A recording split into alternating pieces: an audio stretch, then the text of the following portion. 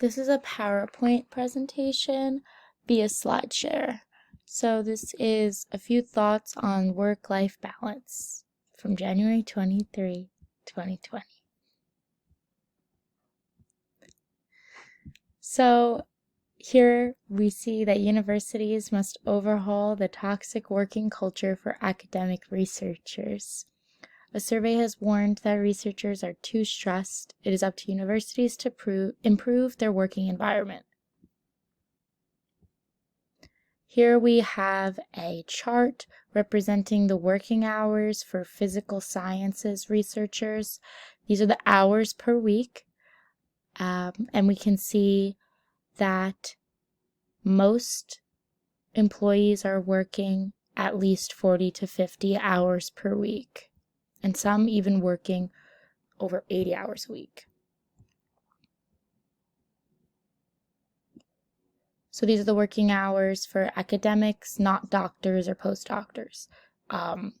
They are still working between 40 and 60 hours primarily, and they aren't even doctors.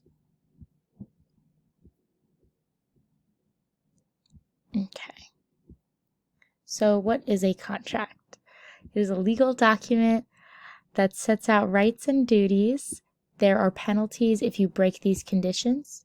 It is an agreement on a transaction with expectations on both sides.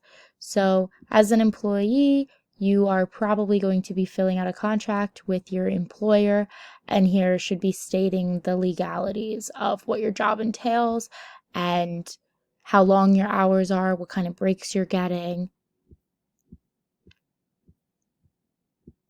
So in the biology of happiness, we have brain chemicals. So there are neurotransmitters in your brain that affect your happiness, how you perceive happiness. So we have these three neurotransmitters, dopamine, serotonin, and oxytocin.